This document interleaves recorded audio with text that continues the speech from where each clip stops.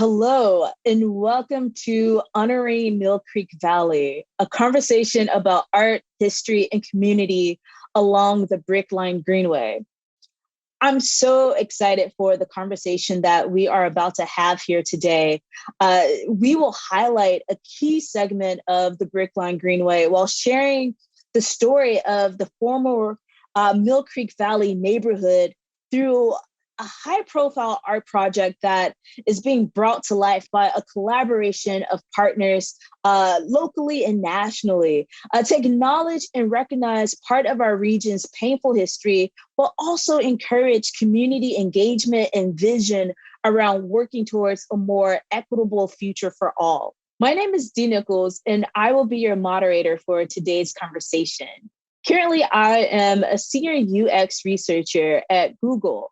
But before then, I lived and thrived in St. Louis. I am a board member of the Greenway Museum of Black History in North St. Louis, and I was a part of the Brickline Greenway as an art strategist and planner. I am so excited to have this conversation with so many partners from this project.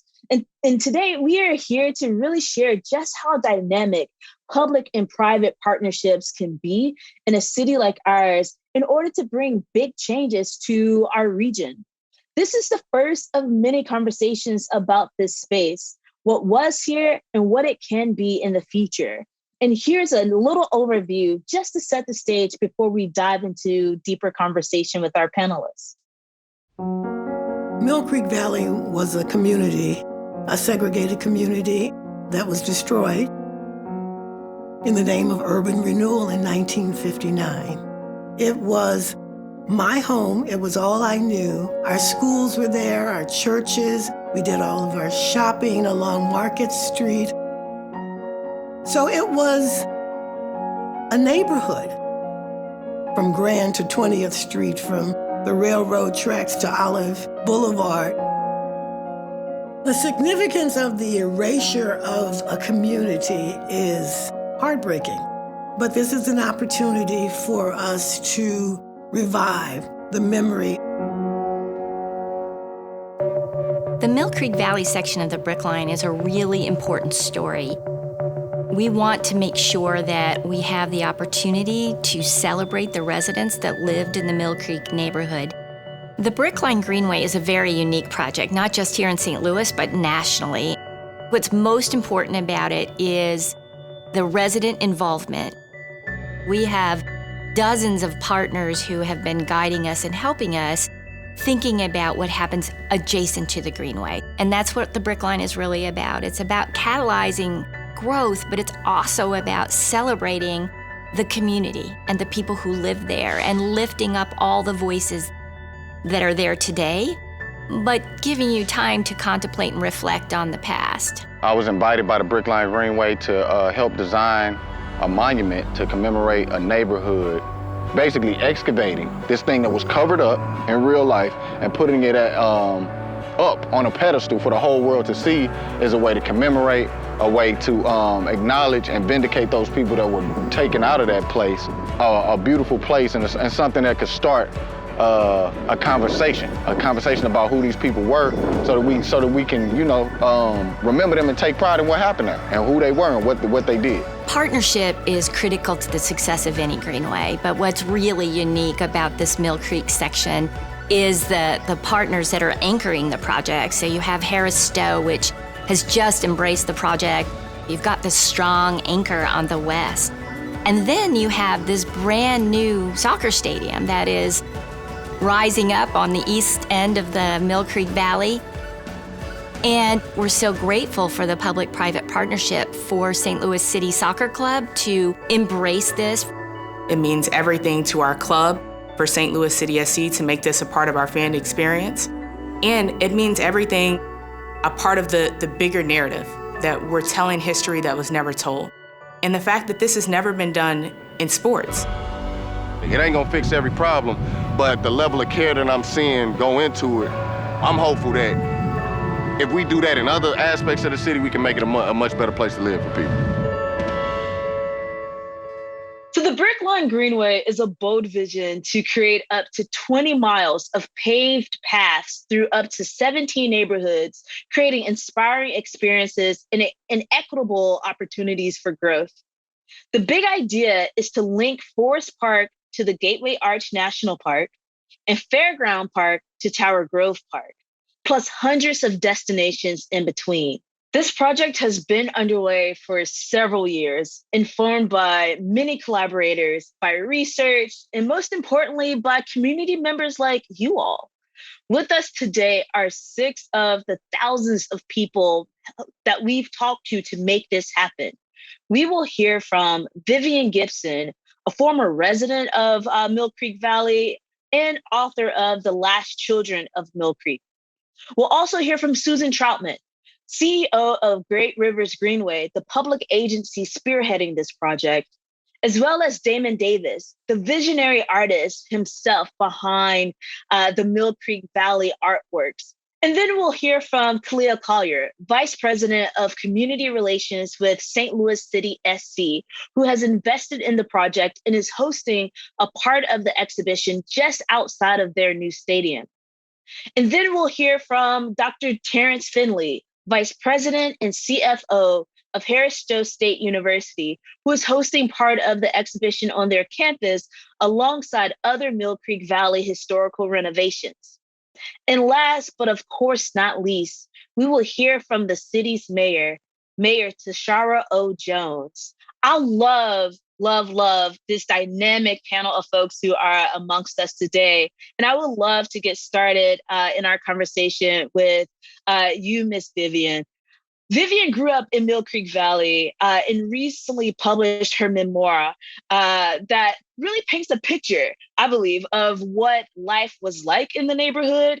But I'm curious, like, in addition to the stories that you tell in the book, what are some other experiences that you remember from your early childhood, your upbringing in St. Louis?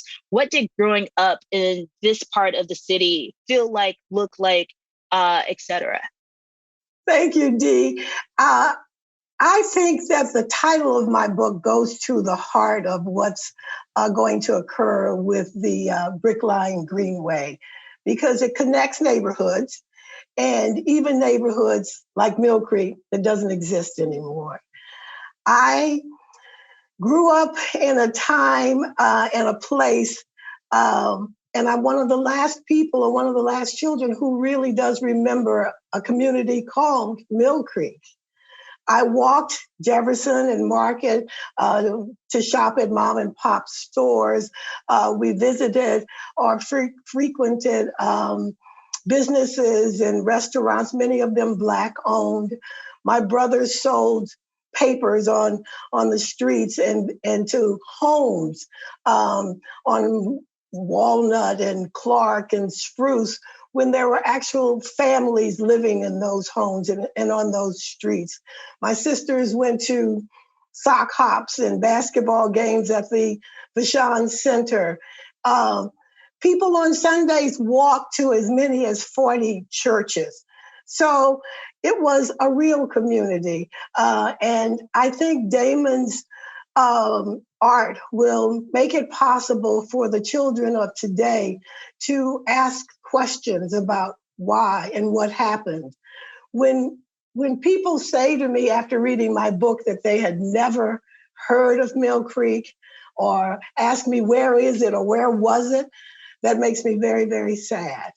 And so I'm really happy that this project will commemorate, or at least be the first step in commemorating a place that was important, that was part of building me as a person and many, many more people. So it was a wonderful place to be and to grow. My father came to St. Louis from Arkansas to attend Vashon High School. They didn't decide to come to St. Louis and then he decided to go to a high school. They heard in Arkansas that there was a new high school in a Black community called Mill Creek in St. Louis. And he came here. They left their whole family and everything, and came here to go to school. So that was an important place, an important time for Black people. And I'm just so glad that we're starting to talk about it again. Yes, and Ms. Gibson, I just want to let you know, my father really enjoyed your book. He loved it. And I was going to say, I know your father, but I didn't want to say that. But we go back a long way too. Tell him hello. I'm glad he liked it. So I know that for a lot of families that have ties to Mill Creek, the story of home is well known. The story of Miss Vivian is one that many share. But for a lot of folks, this is the first time that they might be hearing about Mill Creek. And so I'm thankful for everyone here who's helping to tell the story. And one of those people is Susan, CEO of the Great Rivers Greenway, as they've been planning this Greenway to help tell a lot of stories about the city through space, through the built environment. And they've been working for a while now, using so much of the St. Louis geography to do this. And as a public agency, a big part of this is about connecting and weaving different parts of the city that have been divided. Susan, could you tell us a little bit more about the Greenway at large, but also the process and the theory behind how it can connect? Sure, Dee. Thanks for asking. I just want to say when we started this project, which was really way back in 2017 when we did the design competition, we knew that this project had to be different. We knew that we had to connect the neighborhoods north and south into the central corridor where, most of the economic development is going on. And the best way to do that was really to listen to people. So we started out making sure that we were listening and that we engaged the community. And we made sure that as we worked through the beginning, which was exciting, you and Damon were part of that process, that it was from the community that we set the mission, values, and outcomes of this project. So it's vast. There's nothing like it nationally in terms of the 20 miles of connected neighborhoods that we're working on. So we're really excited about it. But one of the main things we heard from people was that this absolutely had to be unique to St. Louis, that we had to connect to the neighborhoods. And when we talked to people about their neighborhood, they told us if they saw art that reflected their culture and their neighborhood, they would feel welcome. We also had the Artists of Color Council that helped us shape those design aspirations around unearthing the history. And then look what Damon took off with. It's just amazing. And it has been such a joy to work on this project, to think that Harris Stowe on the west is connected to the Gateway Mall and the soccer stadium. I mean, what exciting, that in and of itself. But I do believe this will be a destination. Everything we do is in partnership, and this project has been no different. And we have been so grateful to have these wonderful, willing partners all along the way. And it is just critical to our success to making this happen. So St. Louis City SC will be hosting a significant portion of Damon's artwork on their plaza on the southwest corner, and it will incorporate the visual, the portals and the pedestals, as well as the landscape adjacent to the stadium. So we're really excited about that. The team, the Taylor family have chosen to invest in this project financially, and that is just really critical to our success. So we're really, really grateful. And it'll be hugely helpful as we piece the whole project together. Harris Stowe will be hosting a part of the installation as well on their campus. They've embraced us, and we're so excited to work with them. It ties right into the Mill Creek neighborhood with their existing building. So it really, really will help people understand the heart of the project. And of course, we're partnering with the city of St. Louis as the Greenway is in their right of way, and really letting us tear up their streets and remake the city is a big part of this project. So thank you to the city. All three of these institutions will be supporting ongoing operations and maintenance, and we're grateful for that. And I just want to mention that while we're talking, if you're listening out there and you know of someone or you lived in the Mill Creek neighborhood, please reach out to us. What we want to do is hear your story. Our goal is to lift up the voices of the residents who lived in this neighborhood, and without your voice, we won't be able to do with that. So you heard from Miss Vivian Gibson. She's one of many that we've talked to, but we know that there are more people out there that lived in the Mill Creek neighborhood. So please reach out to us. Thank you so much, Susan, for giving us a lay of the land with the Greenway and how it is evolving and developing.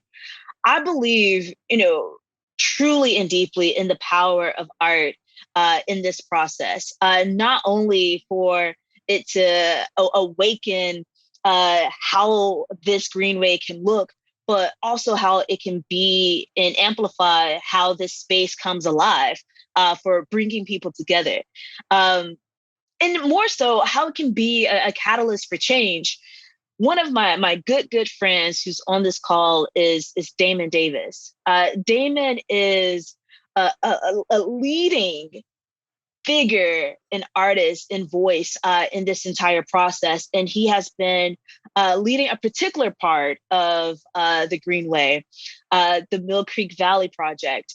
As a native of East St. Louis and as a post-disciplinary artist, Damon sees his work as part therapy and part social commentary. And I think that the work that he's doing for the Greenway is definitely marrying those two just poetically. He works across many mediums to tell stories, to empower the powerless and combat the systemic oppression that plagues our world today. It's an honor to welcome my friend and colleague, Damon Davis, to this conversation. Welcome, Damon. Right on, D. I truly appreciate it. That was a great intro. You got to do that for me all the time, just when I walk in rooms, so people know. But yeah, I'm Damon. I make things, all sorts of things, and I think I'm not really focused on the medium as much as I used to be. That's why I say post-disciplinary, because it's about the story. And I think the story dictates what tools you use to tell it, right? And so when I was initially approached about this project, I was very excited. I was very humble, like you brought up earlier.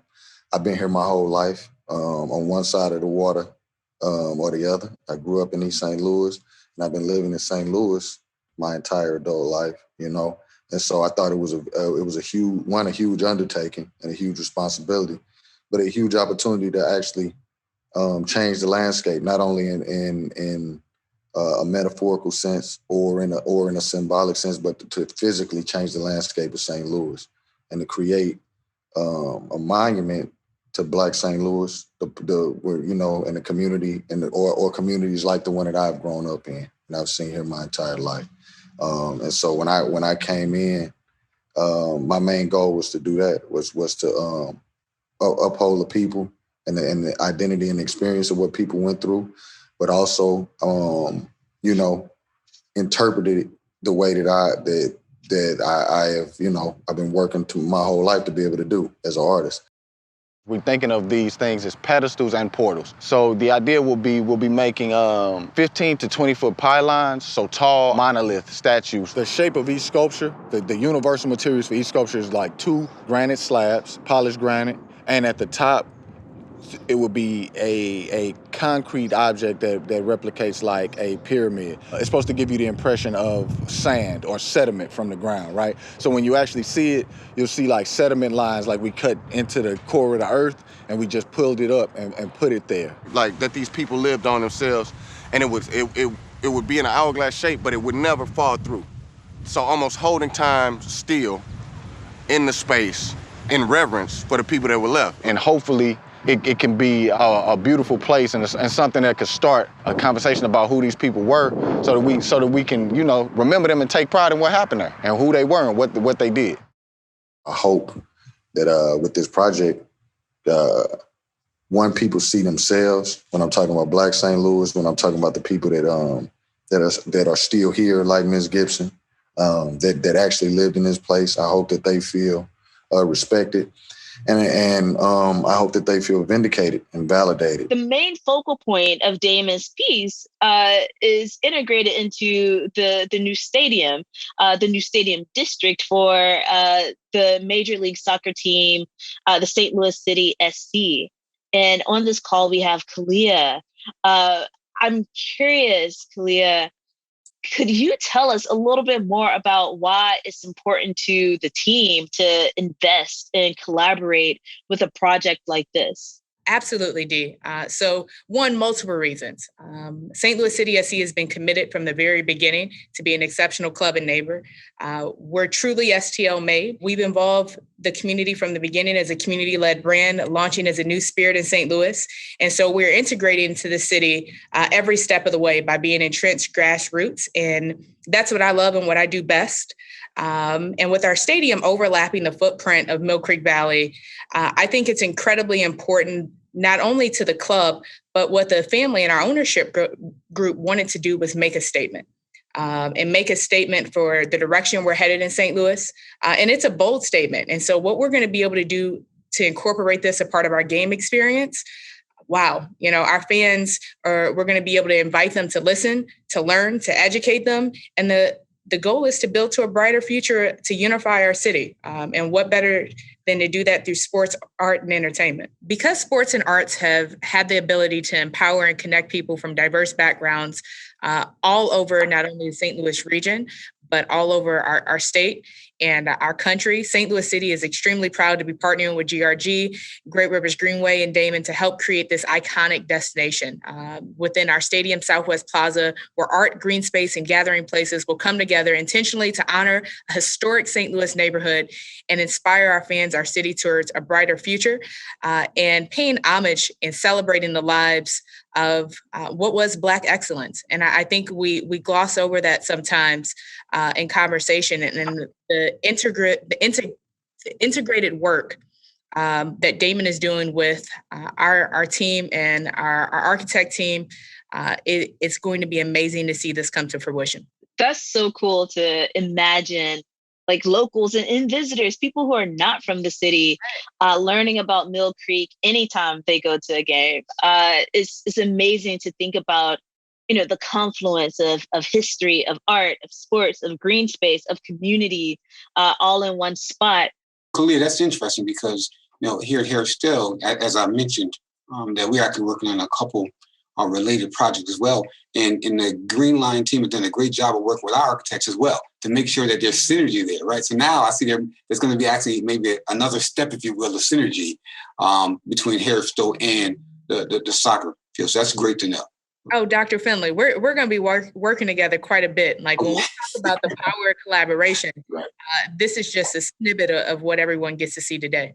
Exactly right. And we look forward to it. I'd like to add this one little thought I had. When you mentioned the stadium being in the footprint of Mill Creek, it occurred to me that if my elementary school, where I started kindergarten, Lincoln Elementary School, were still at the intersection near 22nd Street and between Walnut and Eugenia, those children, if they looked over their fence of their schoolyard, they would be looking right into the practice field of the soccer stadium. So that gives you an idea of how integrated and this history is in that location. So keep that image in your mind when you're on that practice field sometime. Just look up and see if you can think about some of those kindergartners in Mill Creek. Now, Ms. Gibson, that history of understanding the kids' lives that were impacted, what I will take great pride and passion and purpose is making sure this next generation, they know everything that's theirs. And they get to see what's possible firsthand. And it starts by us telling this history. We know it's important to acknowledge the hard truths, that's come. But I want us to be in this place to where we really do see this brighter future ahead. Mm-hmm. And, it's going to come with truth and reconciliation. That's the part that I want everyone to be able to really take away from this, is that when you're reliving trauma, you got to walk through not the best to be able to get to what we want to see as the best outcome. Thank you for saying that. Damon's work is not just at the stadium. The pedestals and the portals will make their way down Market Street to Harris Stowe State University. Got to put the full name on it, Dr. Finley. And when it's there, there's such a rich history already there. But I'm curious, Dr. Finley, can you share a little bit more about how the campus is welcoming in this collaboration and your hopes for how the artwork engages with the community there? It'd be my pleasure.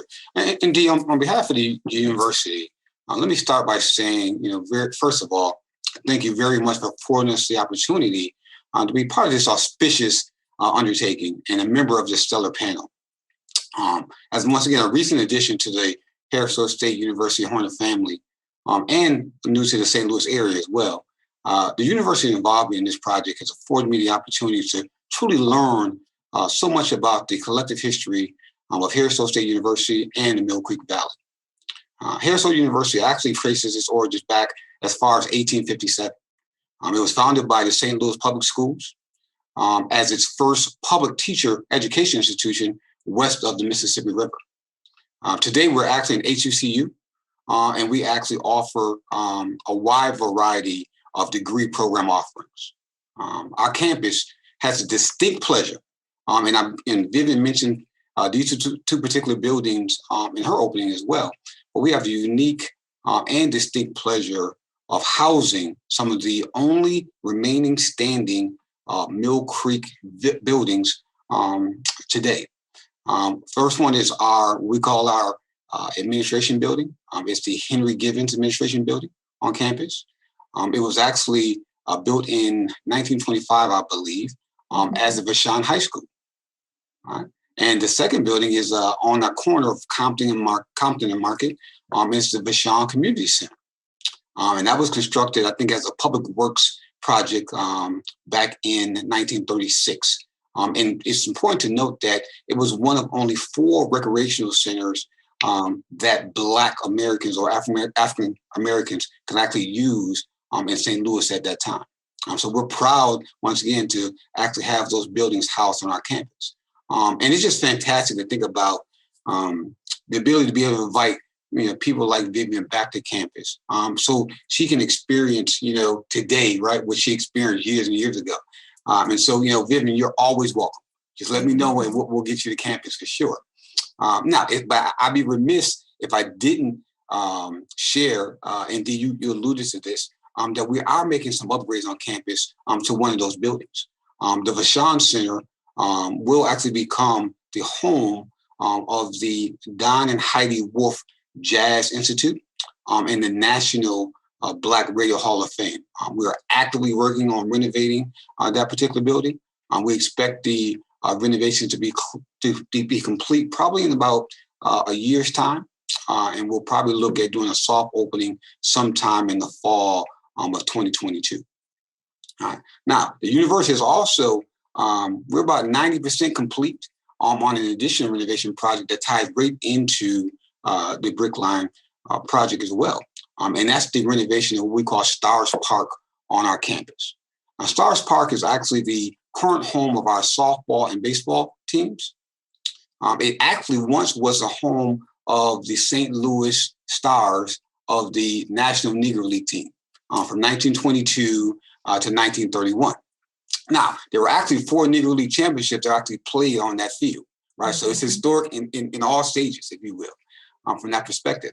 And the Stars Park is actually located very near the Vashon Center, once again at the corner of Market and Compton on campus. And the university actually partnered with the St. Louis Cardinals. So once again, as Kalia has talked about, right, we're actually teaming up with sport, education, and the arts, right, to bring this forward. But the university actually did partner with the St. Louis Cardinals and Cardinals Care on this renovation. And this is another way for us to really make sure that we're preserving and showcasing that St. Louis history. And having these community destinations literally on our campus it does great things for us. One of the things that we're always talking about on campus is, hey, how do we extend ourselves into the community and really truly be an anchor of that community? And the second piece of that is, how do we actually open our doors and welcome the community in so they can actually be a fabric, if you will, of the university. So we believe that all of these projects, put together does just that, right? It makes us a anchor of the community, right? And hopefully, once again, it shows that we're really truly embracing the opportunity, right, to invite the community to campus and really be part of that fabric. Yes, Dr. Finley, I am with you. And I didn't know about all of the other renovations that are happening at Harris Stowe. And so to know that this is happening in tandem with very prolific developments that will allow students, young minds, to engage even further. I think that is so powerful. One of the things I love most about this project is how it brings together so many different entities in order to open up the possibilities of what St. Louis can become. And no one else is doing that more than our current mayor, Ms. Tashara Jones. Tashara was sworn in as the 47th mayor and the first Black female mayor of the city in the city's history this past April. And Mayor Jones, I want to bring you into this conversation just to learn a little bit more about how you envision this project fitting into your bigger picture of where St. Louis can go and grow into next. This project hits squarely on a few of our top priorities, making it possible for people of all abilities to get around our city, finding ways for development to benefit the community directly, and making beautiful spaces where we can come together. And this one does it with an amazing cast of characters working together. Our city staff and elected officials have been an active partner on this project and will continue to collaborate to bring it to life. We're serving working groups, helping with community engagement, and coordinating the literal right-of-way on our streets. The people of St. Louis that I'm proud to serve deserve this kind of intentional investment from different partners, whether it's local sales tax dollars from Great Rivers Greenway, or federal infrastructure funding, or private investment from our philanthropic community in the case of the investment from the St. Louis City Soccer Club and other donors, giving ways for people to walk, run, ride a bike, push a stroller, roll a wheelchair, connect to public transit, or just get some exercise. It's a basic service we want for everyone. We can rethink the size of the roads to make them work for you, no matter how you travel. And as we've talked about, this project can be a catalyst for economic development. One focus of my administration is making sure that our developments provide benefits for all kinds of people. We'll keep this partnership going to find all the ways for this project, which is itself is a community benefit, to spur opportunities for all people in all neighborhoods that it will touch. The telling of the story of Mill Creek Valley is so critical to our community, facing the decisions of our past and moving forward in new ways together. Long-lasting change means we all need to take a good, hard look at how past decisions make a ripple effect for our future. We need a both and approach, and we look at policies as well as hearts and minds. I think Damon's piece invites individuals to humanize each other, and I hope it sparks curiosity and empathy. Having dynamic spaces where we can gather and connect is important for all of us. The more people that are doing their work with these values and the collaborative spirit, we can move toward a long-lasting change at systems levels too. We want to thank Great Rivers Greenway, St. Louis City Soccer Club, Harris Stowe State University, the #1 HBCU in the city, Vivian and Damon, for their collaboration to make this project come through to fruition. Thank you so much, Mayor Jones. Like the vision, the possibility is so vast. And maybe I am speaking on behalf of all of us when I say that we are so thankful for your leadership, for your vision. Yes, to all that you shared. So now that we've heard from all of our partners and we have a sense of the overall project, I want to have a conversation with you all about just what kind of impact we can make together. So to all of you, here's one curiosity. When you envision this project 5, 10 years from now, and you're walking along the Brickline Greenway on Market Street, what do you think that will feel like? Well, in my case, I can say that it would feel wonderful if children are asking, what was this all about? What was this community? Where did it go? Why did it go away? And who are some of the people? So I'm really hoping for children to help change the way we make decisions in our city, as the mayor said. That's probably the most exciting part for me, that young people are going to be walking along this path and asking questions. Yeah, when I was working on this, I really wanted something that's going to project long past anybody that's here now, right? Because a lot of I wasn't alive for Mill Creek, but yet I've been handed something that's much bigger than me. It tells a bigger story about this one neighborhood is a reflection of Black St. Louis and the people that built this place on multiple levels and the people that have constantly contributed. Interesting. Yeah. Any other thoughts 5 to 10 years from now about what this portion of the Greenway, what the Greenway at large will feel like and look like? I know from my perspective in St. Louis City SC, when I think about this from 5 to 10 years, the experience that not only, club fans will have, but the education that will happen, this will be a part of a game day experience. And when you think about the opportunity of the power of sport and what we're doing in terms of not only just revitalizing the downtown West District, but telling a history that was simply never told. Like this happens now with youth knowing the truth. And when I think about the celebration of life, that's what we get to honor. And then we get to incorporate that into the game day experience, not just within the St. Louis region, but this gives us a global opportunity of having this artwork amplified on an international level. Like that's game changing. And I don't think people will really understand the magnitude of how powerful this is until you see it. But now we're going to get to be able to share what that looks like 5, 10, 15, 20 years from now. So another question for you all. How do we wrestle with the ways in which the region has experienced the demolition of a neighborhood and the creation of something else that memorializes it? So Dee, I'd like to speak to what's possible. And I think a project like this really reflects what's possible. The decisions of the past are heart-wrenching. And I think what our hope has been is that by bringing so many partners together and by listening so deeply to our community and learning, what the history is, I think, all of us have had our eyes opened even more because of Vivian's stories and others that lived in the Mill Creek neighborhood. And we hope that other voices will join this chorus and that people will understand that listening can make change and that you can make things happen for the benefit of the whole community. And it's all possible if people are willing to work together and to step up and work with people they might not normally work with.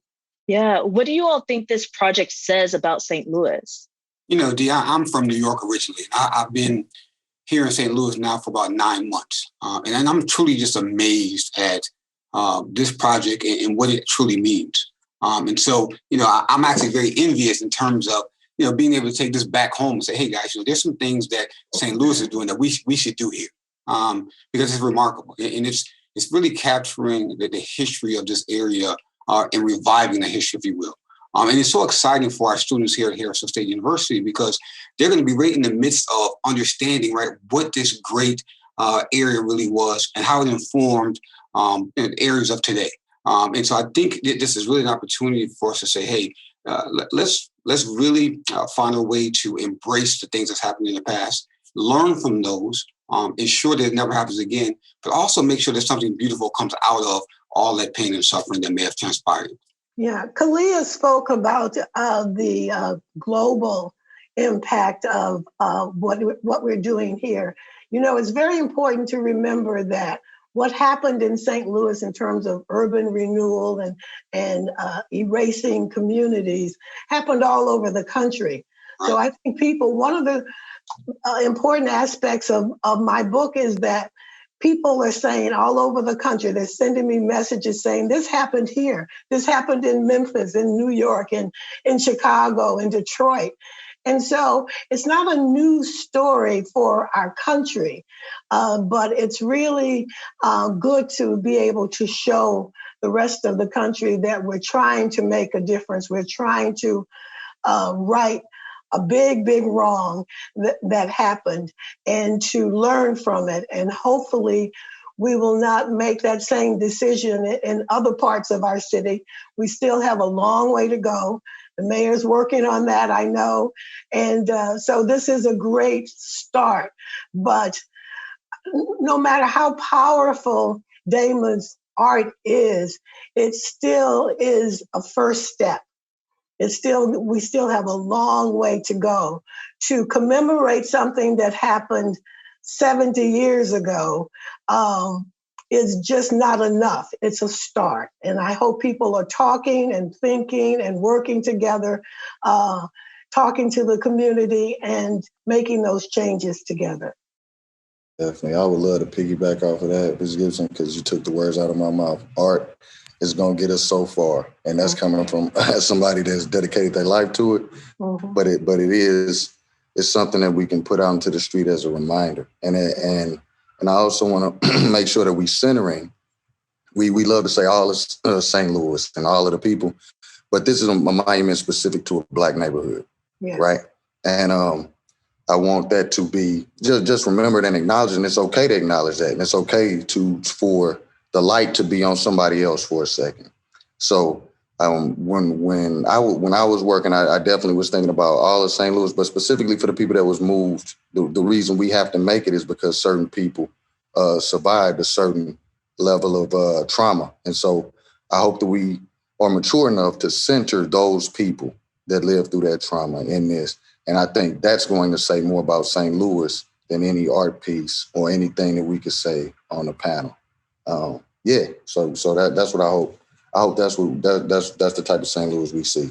So I want to talk to you all about like partnerships, because this is such a dynamic array of partners, of people, of influencers, of residents in our city. We have a storyteller, an artist, someone in sports, the mayor, a Greenway executive, a historically Black college university leader. You don't see this every day. And so I'm curious to know more about what this partnership has been like for each of you from your different vantage points into it. Have there been any surprises in the project? What are the things you're most excited about from your experience partnering on this project on the Greenway? I think what's been exciting from the beginning is the power of collaboration. Susan and her team have always thought that this project needed to be bigger than GRG, and being intentional of the partners they've brought in. And so us being able to work together, I think sets a precedent for St. Louis that's going to continue. And I think under Mayor Jones' leadership, we're seeing that be amplified.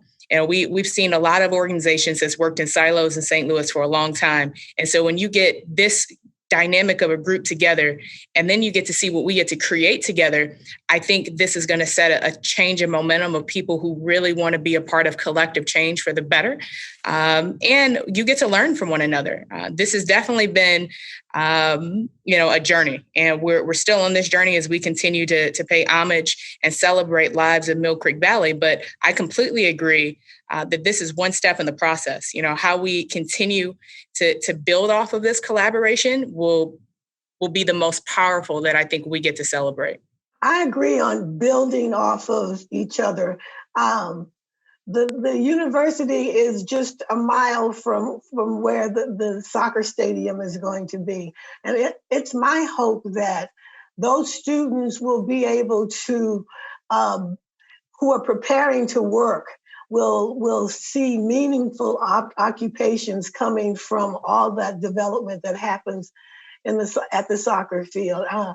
The people in Mill Creek were primarily domestic workers, service jobs, low-end jobs. So I'm hoping that this relationship and this entire experience creates meaningful work for people so that they can live and grow and educate their children. So I hope it's certainly more than, I know it's more than window dressing, but I hope something very substantial comes out of this relationship that benefits this city. You have no idea about the fervor is created here on campus, right? And so I can't go a week without someone saying, hey, Dr. Finley, where are we at?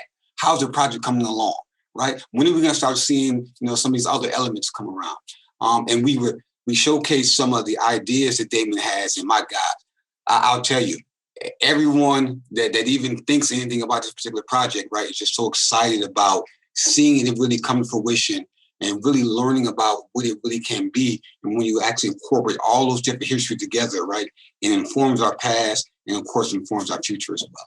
Thank you, Dr. Finley. Are there any questions that you all have for each other or curiosities of how this partnership extends further into other ways of uplifting Black communities and stories across the city?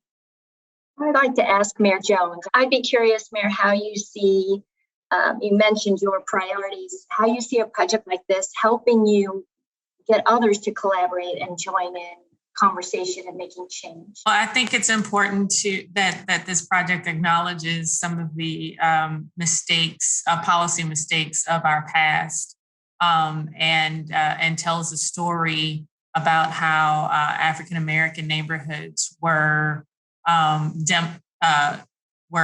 demolished in order to make way for commercial development, and hopefully future developers in St. Louis learn an important lesson before they go into other communities to do future projects.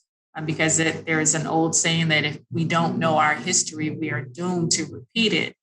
And I look at the telling of this important and critical story of our past, of St. Louis's past, as something that will inform our future as we look to develop North St. Louis and parts of South St. Louis that haven't seen investment in decades.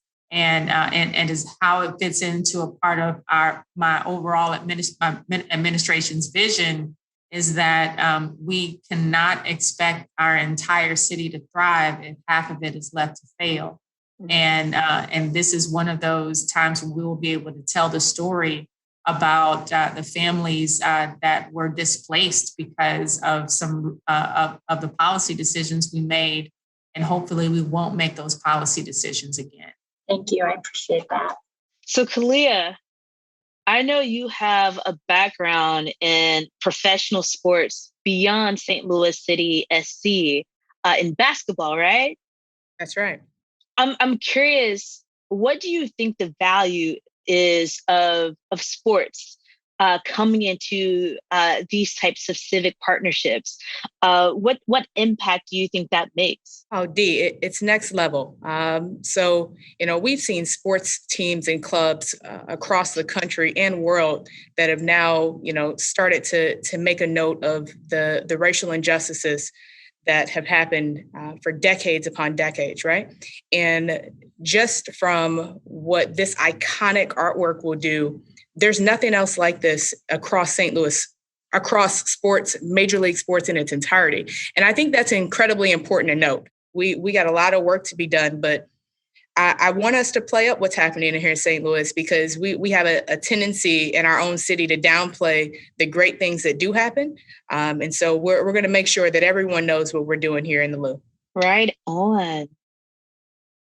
Damon, your work will open as an anchor of the Counterpublic exhibit in April 2023. Counterpublic is a large-scale civic exhibition held for 3 months every 3 years that weaves contemporary art into the daily life of the city as it brings together so many artists across the region, performers, community members at large, to address pressing issues and questions, to examine these same types of historical legacies and enliven the work as gathering spaces that invite, activation through programs and events. And the 2023 edition of Counterpublic will focus on a complex array of histories and futures along St. Louis's Jefferson Avenue, engaging with communities like Mill Creek, but also Pruitt-Igoe, the Osage Nation, and so many more. I'm curious, this is one way of doing things differently. Counterpublic is another way of doing things differently.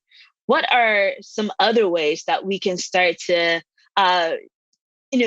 amplify these types of experiences to keep this momentum going?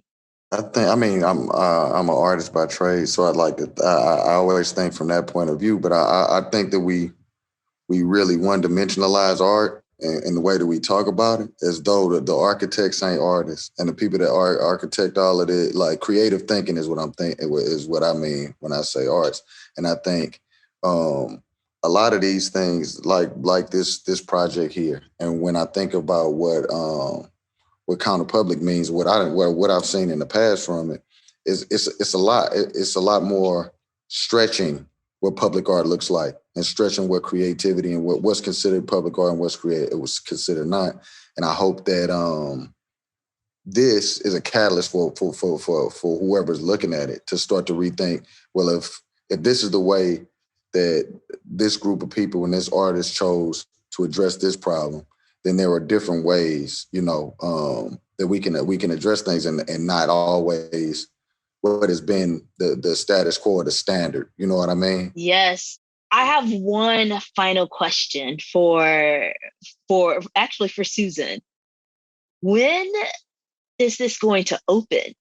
When can the people start walking and engaging with the Mill Creek Valley Project? So, Dee, we're really excited that we will have the first big piece, the really important one, in time for the home opener in the spring of 23 for both St. Louis City SC's first game, as well as the Counterpublic art project. So again, this incredible collaboration and coming together of making something happen. And so we look forward to a big crowd at the soccer game and a celebration of the first part of the Brickline Greenway in spring of 2023.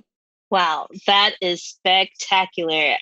All that I ask is that I get an invitation when all of this opens. I love it. All good. All good.